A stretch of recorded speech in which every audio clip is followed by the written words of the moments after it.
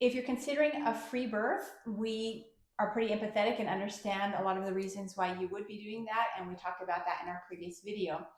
This video, we're focusing on the dangers and risks of free birth. We're not trying to scare you. We're not really even trying to dissuade you.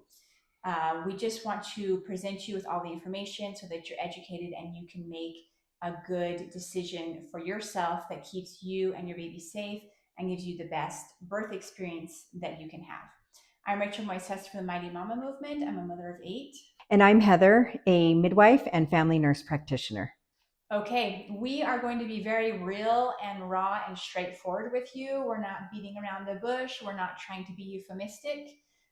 We are very pro natural birth, pro low interventions, pro hands off, and all of that. And we really understand the people in the free birth community, what they're looking for and what they want. We also understand the risks involved with free birth and the real life consequences that can happen in a small percentage of cases.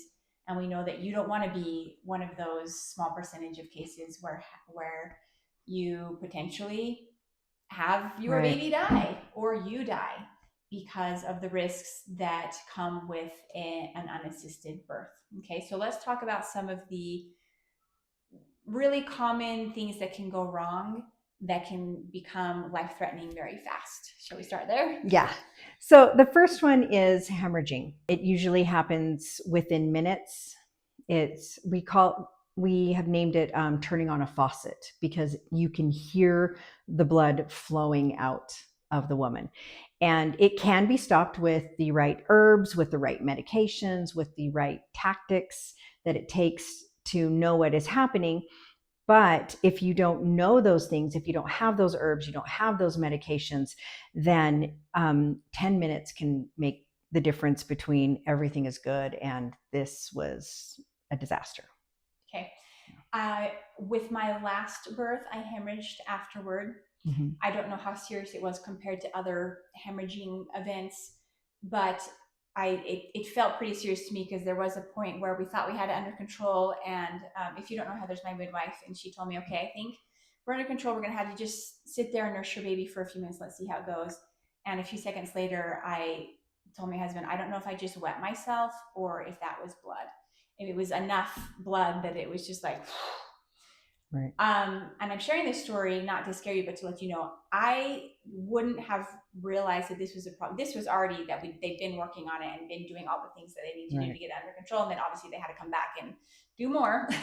Right. But when you just barely give birth, you can almost not tell even that you're bleeding anyway, and you've got all, you're wet and everything. Fluid you and really everything, can't tell, honestly, especially, if you're already, like if you did water birth, I guess you kind of see it coming.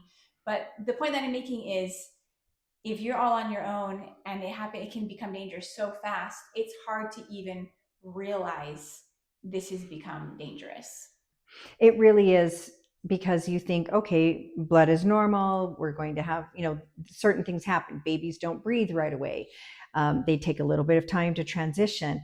The one thing that happens in emergencies is a time warp. So we have the program that we use has little stop clocks on it. And we do that because when you have some of the complications that can happen, a resuscitation, a shoulder dystocia, a hemorrhage, what seems like 10 minutes has been 45 seconds. And on the flip side, what seems like a minute has been 6 minutes. Mm-hmm. And so I rely on that a lot because I know I'm in this time warp and I need someone calling out times for me in emergencies so that I can say, I have time. Let's keep doing what we're doing and until it works. Or too much time has gone by, we need to change gears. Mm-hmm. And that's me, who's handled hundreds of hemorrhages and shoulder dystocias and resuscitations. But imagine if it's someone that this is their very first time, the time warp that they would be in. Okay, Mom, a quick mom-to-mom moment. I have to tell you this because I wish someone had told me. As you may know, I'm a mama of 8, and my first 3 births were rough. I just thought birth was supposed to be that painful. Nobody ever pulled me aside and said, hey, there's actually a better way. Then with my 4th baby, Heather, the midwife and nurse practitioner here, taught me something completely different, a method I had never seen in any book or video or internet research. And I ended up dilating to 10 centimeters with zero pain. After 8 babies, I can honestly tell you this method works. Most mamas just never learned these strategies. Even if they want to avoid an epidural, they feel like they will cave once things get intense. That was totally me. I had done so much research, but I never found a real method that made birth actually manageable. And that's why Heather and I started teaching this, because birth does not have to feel like torture. So here's your little insider tip. We put together a totally free class for you. It teaches the most effective technique to reduce contraction pain and gives you a sneak peek of our full 10-step practically pain-free birth method. If there's even a tiny part of you that hopes birth could be easier, click the link below and grab your spot. Seriously, you will be so glad you did. And you never handled those things on your own, right, your first time, or I guess even now you don't handle those 100% on your own, right? You've right, got a team there that's exactly, helping you with the emergencies that come up. exactly. So if you're doing a free birth, you don't have anyone with you who has that experience. Right. You don't have a team. You don't have your own personal experience. And you also have your potentially optimistic viewpoint Right. that this isn't that bad, this isn't that big of a problem, and you don't realize it's a problem until you've already wasted really precious time that you could have spent addressing the problem and getting it under control, right? So, you know, people say this, oh, you know, at the hospital, oh, we've seen home birth transfers and they've gone bad. And we say, you don't see all of the home births that have gone so well, or all of the birth center births that have gone so well. And I mean, bad things happen in the hospital too, you know, so choosing wisely, and we have videos on, you know, how to choose wisely and what to do. But I have had a fair amount of women that have gone unassisted. They've had free birth and they have called me. I've had a grandma, I say grandma because it was the mother of the woman giving birth, right? So the baby's grandma. And she called and she said, the baby's just been born. They're singing happy birthday to the baby. And this baby is dying in front of my eyes. What do I do? And so I was able to say, okay, well, do you have this? Do you have this? I need you to do this and this and this and this. And that grandma intervened and was able to, you know, she told the parents, you get in the car now and we go, because baby was breathing but barely. Or I'm taking the baby next door to the fire station was right next door to their house. And that baby was extremely critical. And luckily that baby lived by, we don't know how, like it was really by the grace, you know. And or other ones where they say, hey Heather, I had my last baby with you, and I'm like, yeah, how are you doing? They're like, oh well, we just gave birth and there's a little bit too much blood. And I'm like, well, congratulations, you know, you had another baby. And they just figured, I said, you know, why did you choose this? And they said, well, our last birth or our last two births went so well that we figured we'd save money on a midwife. You know, we just do it ourselves. It just seems so easy. Yeah. And I end up, you know, running out to their homes. A lot of midwives will not do this. They're just like, I'm sorry, call an ambulance, go to the hospital. Yeah. I won't take the responsibility. But I've gone out to their house and I've, you know, stopped the hemorrhage and had to do IV fluids. And luckily, the hemorrhages were not severe hemorrhages, but they could have turned into it if they hadn't said, hey, there is more blood here than we're happy with. Or I've gotten phone calls from people, once again, they've had two great births. They figure, hey, I'm going to do this unassisted. And they call and they say, and bleeding is the big one. You know, this is what's happening and this is what's going on. And I'm having to instruct her sister, because they would refuse to call an ambulance, which is their right to refuse it. And so I'm like, all right, this is what you need to do to stop this hemorrhage. Did you get these herbs? Did you do this? And if you didn't, then, you know, we're going to have to do bimanual compression and you're going to learn over FaceTime how to do this. And they do it. And luckily, for me, I haven't had anyone that has had a death, but we've had some really close calls on the phone. And I'm like, guys, it's, you know, it's not that big of a deal. I'll sit in the corner. I'll be very non-invasive. You know, typically you can find somebody. But if you're going to do this, you've got to get the training you need. You need to take an NRP class, neonatal resuscitation, not CPR. CPR is good. Okay, so take CPR. Right. But neonatal resuscitation is different from CPR. They are not the same at all. And so you really need to find and take that. There's one, if you don't want to take the medicalized, there's one called Helping Baby Breathe or Helping Babies Breathe. That is meant for home birth situations, out of hospital situations. It's very, very good. It's taught a lot in Africa and other countries. There are videos that you can find to help with this. Does it take the place of a trained professional? No.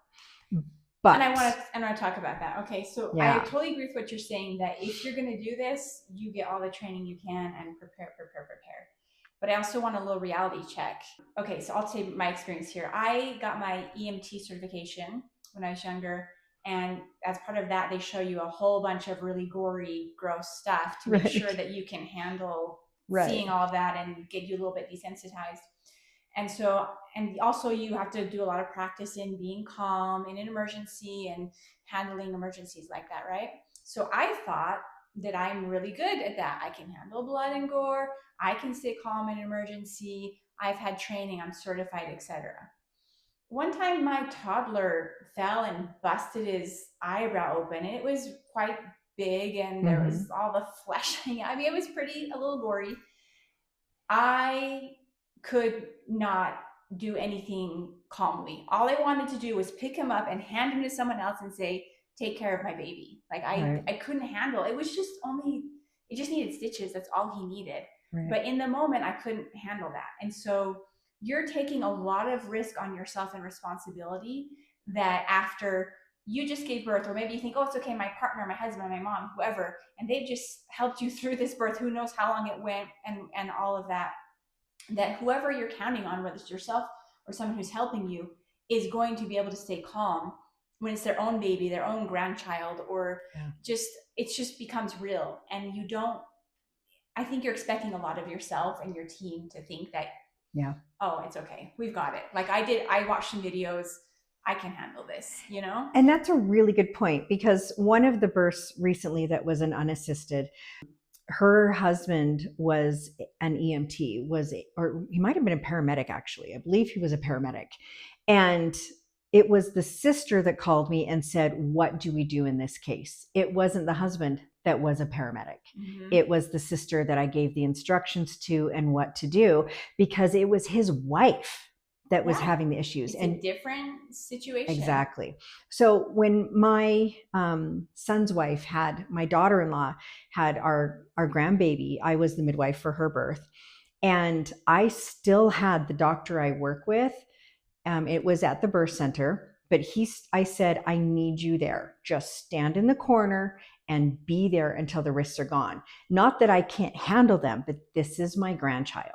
I cannot be the fallback person in case something serious happens, because when you have that emotional attachment, it warps how you react, how you respond, because emotions are so strong. And you can't know how you're going to handle that until it actually happens. So exactly. I think if Heather, who has, I mean, that was not that long ago, right? No. And she has all of her experience and certification, multiple licenses and all of this, and she still realized, I don't know if I'll be able to handle it if something goes wrong and I have to, deal with the emergency. So I don't know. I certainly wouldn't have a lot of confidence in myself in a situation like that. Okay, let's talk about shoulder dystocia. That's another common thing that you may be faced with if you're anyone who's giving birth. And so to prepare, there are, some videos. Gail Tolley, I believe, of Spinning Babies, has a really good video on it. She talks very, very, very slow in it. But beyond that, it's a very good video. The information is good. You just have to be patient. But you know what? It is hard. You have to have many shoulder dystocias as a midwife, handling them before you feel confident and not afraid of a shoulder dystocia. The number one thing I have seen in the hospital that scares the bejeebers out of the doctors is shoulder dystocia. Can we And explain real quick what it is? We didn't yes, mention. a shoulder dystocia is when the head comes out, but the shoulders are caught on the mom's pubic bone or somehow caught on in the pelvis. And so the baby's head comes out right to here, and then there's no movement. And the risk with that is you have a maximum of 7 minutes to get that baby out. And in most cases, you have 3 minutes to get baby out. They just say 7 is the extreme end. And after that point, you're doing a full resuscitation and just crossing your fingers that everything turns out well, because baby has had oxygen deprivation for 7 minutes. So like I said, most 3 minutes is your max. 7 minutes is what they say, just there's no coming back from 7 minutes. Okay, I don't know if I want to say this or not, but I read an article recently about a baby that was decapitated during the shoulder Yes. dystocia. That was horrifying. I'm sorry, maybe I shouldn't even tell that to scare you, but Right. it actually can happen, and it is a known risk of Right. shoulder dystocia. Even this was in the hospital. Yeah. With a doctor. Exactly. And there are a lot of different things. You know, providers will put their fingers under the armpit right here, and that can damage that nerve. So that brachial nerve, and then the baby can't use that side of the body, or they have to go through physical therapy. And so there are specific ways that you need to handle a shoulder dystocia so that you don't, and by decapitate, it doesn't mean the head came off. It means that the spine was separated. And so the skin was still there, but and that you're not going to survive that. Right. So that is one of the risks. You have the brachial plexus injury that can happen. Some of the minor injuries, and they sound like a big deal, but they're not, and I'll explain, is a broken collarbone or a broken humerus here. And they'll sound like, oh my gosh, that's huge. But here's the thing, collarbones heal easy peasy in 2 weeks. On a newborn. Okay. On the arm, they heal within 2 months. And here's the interesting thing. You don't even see it on an x-ray later in life, because their bones are not completely formed. So they heal very, very easily. Now you may think, oh my gosh, Heather, it's broken arm or broken collarbone. Nobody wants that. Right. But here's the thing. It's compared to bones heal, brains don't. Yeah. A brain does not heal. Bones are easy. I remember I had a mom with a severe shoulder dystocia. It was one of the worst. It was close to 7 minutes. It was very close. And it was the worst collarbone break I'd ever had. And so, because normally they're just this little like click, click, click, click, click, but this was a pretty big one. So I called the pediatrician because we were in the middle of nowhere on a Saturday night. Nothing's open. Like, oh my goodness, right? It would have been, an hour to the hospital kind of thing. So I called my pediatrician. I said, hey, do I need to be worried? And he said, I can't see this break, obviously. He said, but I can tell you this. I've seen over 500 collarbones broken from shoulder dystocia. It happens all the time. And every single one of them has healed without a problem. Wow. I've never had a complication from it. And so I said, thank you very much. And that one healed fine. And so once again, you think, oh my gosh, that's not great, but it's so much better than a brain injury. Yeah. So I've had 8 babies, and 2 of mine have had shoulder dystocia. And so and no broken collarbones. Yeah, no broken collarbones. I just want to share that with you. Like, these are my last 2 babies. So I had already had 6 babies, no problem, no shoulder dystocia, no issues at all. And your babies weren't huge. Yeah. And it just happened. And so it's kind of like playing Russian roulette. Like the percentage of births with shoulder dystocia is low. But if it happens to you, it happens to you. Exactly. Well, and interestingly enough, that mom, I think that was probably her 3rd baby. She chose to have an unassisted birth with her next baby. Oh, and that's interesting. She called me after the baby was born. She was one of them. And she called me, and she sent me pictures, and we did FaceTime.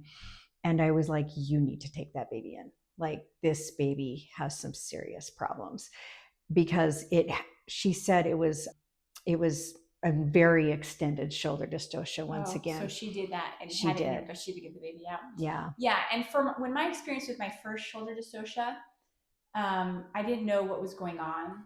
Like I said before, Heather explained to me afterward, I didn't know what was going on. She told me I have to do this, you have to do that, and did all the things she needed to do to get the baby out. But the whole time I was just like, probably clueless. Thinking, why is she making me do these I things? didn't know. And that's the thing, even having experienced it, then the next baby was also stuck. And I remember looking at Heather and saying, is the baby stuck? And she said, oh, maybe a little bit. I was like, oh, okay.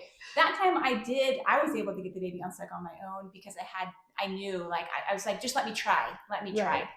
And I was able to. But like, when you don't have experience with this and you've never done it, and before I would have, with the first sort of shoulder dystocia, before I ever realized there was an issue, I would have gone through multiple contractions of trying to push out. She recognized it didn't come out, the head came out, the rest of the baby didn't come out of the next contraction. She immediately knew what was going on and all the things to do. So again, maybe I just don't have a lot of confidence, but maybe I think maybe you shouldn't have too much confidence in yourself either. Well, and one of the reasons shoulder dystocias in particular are so scary in the hospital is majority of women have an epidural, or the doctors have only delivered women on their back or slightly inclined, slightly sitting up.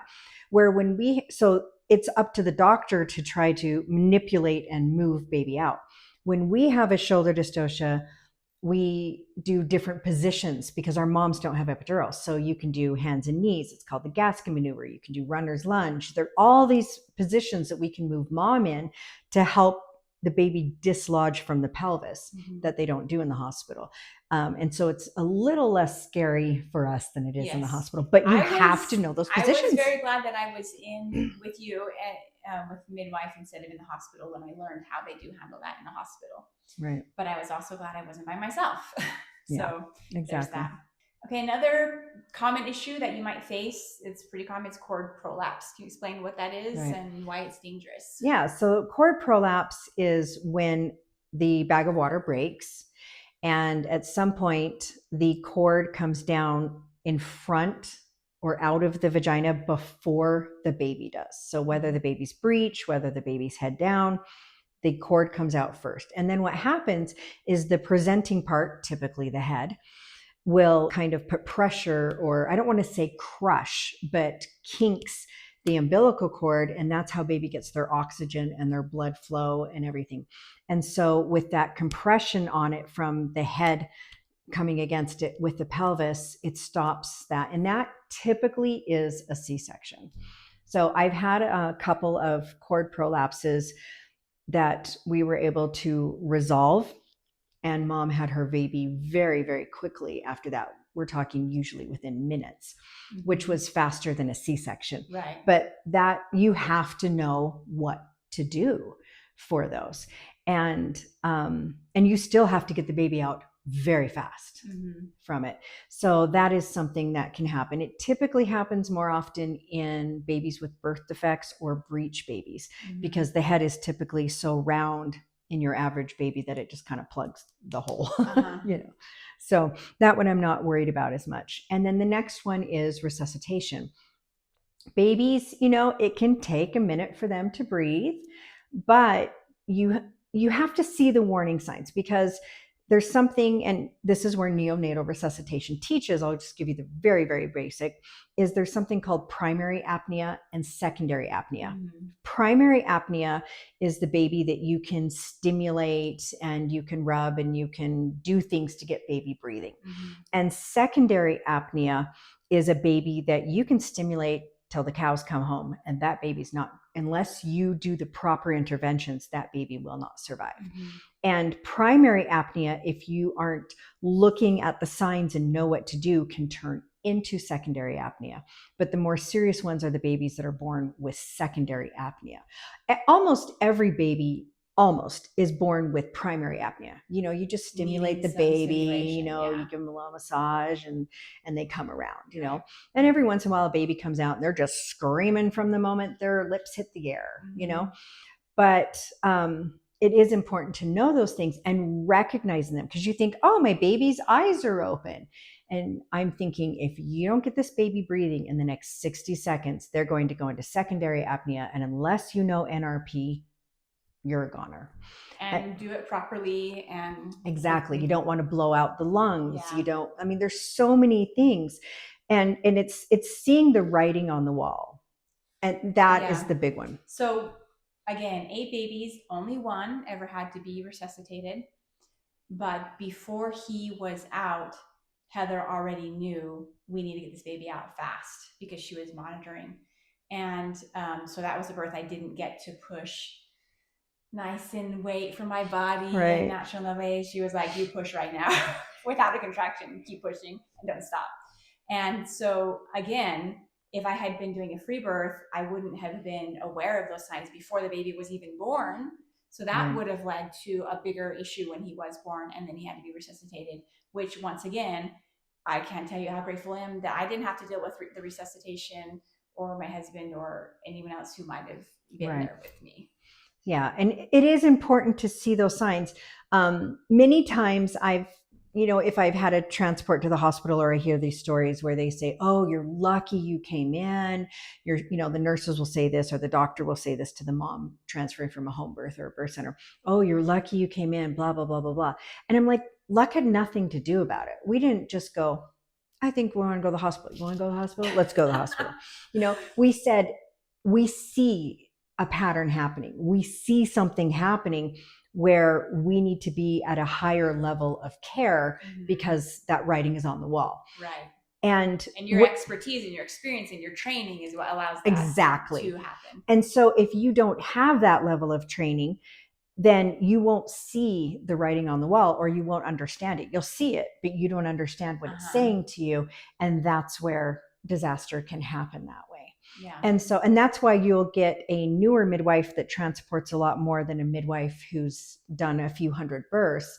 It's learning how to interpret that writing on the wall and what it shows. And that's what you have to, that's why you're hiring somebody to see the writing on the wall and being able to step in and intervene as needed, or to get you to somebody who can do what is needed. So another complication that can happen is a retained placenta. You usually have about an hour to be able to get the placenta out after the baby is born. Some hospitals say 30 minutes, but an hour is pretty common. And it can take a while for that placenta to come, as long as there isn't excessive bleeding, you're not having any concerns that way. And what makes it really dangerous, though, is the placenta that partially comes off the uterine wall, because then you're going to get a very massive, very quick hemorrhage that can happen. And the uterus isn't clamping down, or can't clamp down, because the placenta is still partially attached to the wall. And that's like one of the phone calls that I got. They were like, with the paramedic dad, it was, the placenta isn't coming, but there's way more blood than we want to see.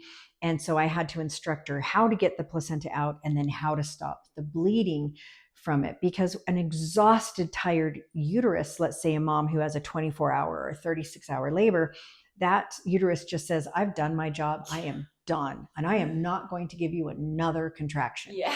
And that is not acceptable. Right. We need that uterus to contract. And so knowing how to handle those situations and having the supplies on hand to handle those situations is really big. Right. And so those are some of the most common complications you see. I just want to add that there's always the potential of something that's just not expected and that's not common, and that you don't always see. Right. You just never know what could happen. And the last one I wanted to bring up, because I've seen this a lot online lately. Okay. A lot of women's stories is the labor that goes on for days and days and days. Because every time a woman has a contraction, every time that uterus contracts, baby, it's like holding their breath. And you can hold your breath for a while, but after a while, you're like, I'm done holding my breath. I'm getting out of the pool. We're not doing this anymore, right? But imagine having to hold your breath for a minute every 5 minutes for days. You would start to lose your oxygen saturation levels, which is what happens to baby. Mom is exhausted. She's probably not eating much, because once you get into the throes of labor, you and I both know you don't want to eat. You're like, I'll just Right. throw it up. I don't want to Yeah. eat. And you keep hoping you're almost done. Right. And so your energy levels going down, your blood sugar levels going down. If yours are going down, that means babies are going down. And Mhm. so these long, long, long births are where you get a baby that is compromised because baby Mhm. says, listen, I had reserves at the beginning. I have no reserves now. I'm done. Uh-huh. And there's been a lot of women lately that have had incredibly long labors, and the online communities have been like, you can do it, you can do it, and that's great. They're encouraging them. You need encouragement as a Right. mom, but you need to see that writing on the wall and say something is happening. And the longer this goes, the more compromised the baby goes, and then you have a baby that dies at birth. Okay, so Yeah. in the next video, we are going to talk about some common things that we've seen in the free birth community, like that, for example, where women are being encouraged by non-professionals, just by other women who are like, well, I've given birth before, I'll give you my tips and encouragement or whatever, and who don't see the warning signs. Right. And because the mom is getting this encouragement, they're And not. she's going against her instincts. Yeah. This Mm-hmm. is something I Where tell they're moms. concerned and worried, but the community Yes. is being like, don't worry, it's okay, you keep going, you can do Right. it. And Yeah. that is something that I am a huge advocate of. You must follow your instincts. This child is yours. You are the guardian of this child. And I believe you have the intuition for this child that someone else doesn't have, because Mm-hmm. they're not the guardian. By guardian, I mean the person who is to raise this child and help them in that bond, that intuition, Yeah. right? You gave And them life. exactly. And there's a word I'm thinking of, but I can't think of it. So if you think of the word, Okay. but stewardship, you Okay. have stewardship of that child, Mm-hmm. and that spiritual connection. And if you ignore that, that's when bad things happen. Mm-hmm. Never ever ignore your instincts. And the communities, though they're trying to be helpful and encouraging, they don't have the stewardship over that child. They don't have that same instinct. And so they are talking to the mom and basically telling her to ignore her instinct. Mm-hmm. And you can't. And they also don't have the expertise, right, either. So it's a double whammy there. exactly. They don't necessarily really know what they're talking about. Yeah. So exactly. We will dive deeper into that into the next video. And we just want to kind of close with a reminder, you don't necessarily have to choose free birth or hospital birth. We mentioned that in the previous video, but if you're afraid of a hospital birth, you've had trauma, or for whatever reason you are just set on not having a hospital birth, or potentially really live far out there and it's not a good option for you, free birth does not have to be your choice in order to avoid all of those issues that we absolutely recognize can exist and happen in a hospital. So please watch the next video. You're going to want to watch this again if you are considering a free birth or just interested in learning all about the truth and realities of free birth today.